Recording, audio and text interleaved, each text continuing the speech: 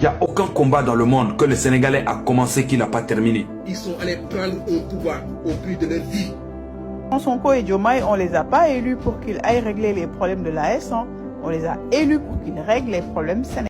Vous n'avez rien fait au Sénégal. Vous n'avez aidé le Sénégal en rien. Que la politique sénégalaise trahisse les jeunes Sénégalais, cela n'est pas votre problème. Le Sénégalais sait changer de président. Le Sénégalais, il n'y a aucun combat dans le monde depuis que le Sénégal existe. Je vais te le dire maintenant.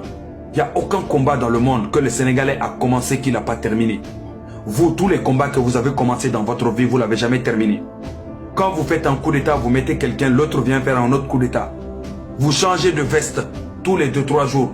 Vous changez d'avis tous les 2-3 jours. Vous-même, vous ne savez plus qu'est-ce que vous voulez, tout simplement. Donc, au jour d'aujourd'hui, le Sénégalais, il est fiable, il est fidèle. Tu vas au combat avec le Sénégalais, il va mourir pour toi. Parce que dans les rues, là, ils se sont épaulés. Ils ont fait face aux lacrymogènes. Ils ont fait face aux armes. Au Sénégal, c'est au Sénégal qu'on a vu des hommes armés avec des armes létales. Des armes létales face à des jeunes qui avaient seulement des pierres et leur courage et qui faisaient face. Ils tombaient comme des mouches, mais ils avançaient comme des hommes. On nous déshonore, on nous tue, mais on ne nous déshonore pas. On nous tue, mais on ne nous déshonore pas. C'est la devise de l'armée du Sénégal. Et cette devise-là, toute la population l'a intégrée. Si on croit en quelque chose, on y va jusqu'au bout, tout simplement. Le Sénégalais, quand il commence quelque chose, tu ne peux pas l'arrêter. Il n'y a personne qui peut l'arrêter. Alors que vous êtes sous dictature. On vous impose tout ce que les gens veulent. Et vous ne pouvez arrêter personne. Vous êtes sortis aller manifester devant l'ambassade de la France. Deux lacrymogènes, vous avez tous fui. On a tous vu les vidéos. On vous a dispersé avec 2 lacrymogènes. Le Sénégalais, lui, il était face avec des armes létales. Ils sont morts. Ils ont été enterrés. Mais le Sénégalais s'est battu, a gagné, a imposé celui qu'il voulait. Et il a mis de force, que vous l'acceptez ou non, tout simplement. Sonko n'a pas manipulé l'AS, mais il a manipulé sa jeunesse. Bon, de toute façon, Sonko et Diomaye, on ne les a pas élus pour qu'ils aillent régler les problèmes de l'AS. On les a élus pour qu'ils règlent les problèmes sénégalais. Donc, on s'en fout de ce qui se passe dans l'AS. Il faut que ça soit clair.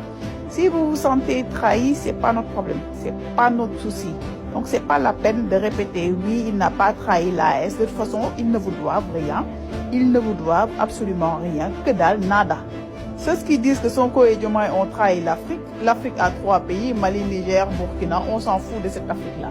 Que cette Afrique-là, en fait, se démerde et règle leurs problèmes internes. C'est tout. Nous, l'Afrique qu'on connaît, a 54 pays. Les Africains centrales, les Africains australes, les Africains du Nord, les Africains de l'Est, les Africains de l'Ouest. Voilà, c'est cette Afrique-là qu'on connaît.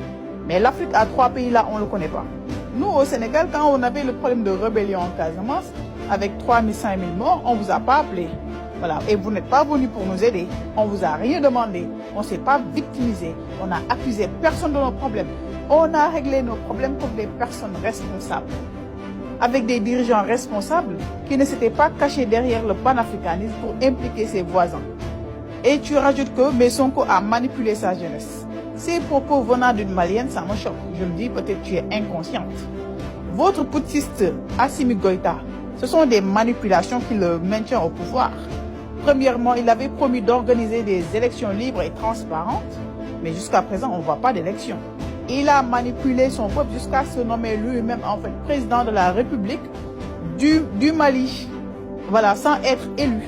Il avait aussi promis de régler le problème de terrorisme sur un délai de 6 mois, bientôt 4 ans et rien n'est résolu. Il avait promis que le 31 décembre 2024, les problèmes de délestage au Mali allaient être résolus. Jusqu'à présent, rien. Au lieu de régler ces problèmes-là, il accuse en fait ses prédécesseurs, le régime de IBK, qui sont partis depuis 2020. Comme disait Roosevelt, les gagnants trouvent des moyens, les perdants cherchent des excuses. Les conditions sociales maliennes se dégradent. Plus de 1 300 000 Maliens ont besoin d'aide humanitaire. 20% des écoles au Mali sont fermées. 2 500 000 de personnes au Mali manquent de couverture sanitaire. Mais votre Assimi Goïta, donc pour cacher toute cette misère-là, accuse l'Occident d'introduire des faux billets pour déstabiliser l'économie malienne. Et pourtant, le Mali utilise une monnaie commune.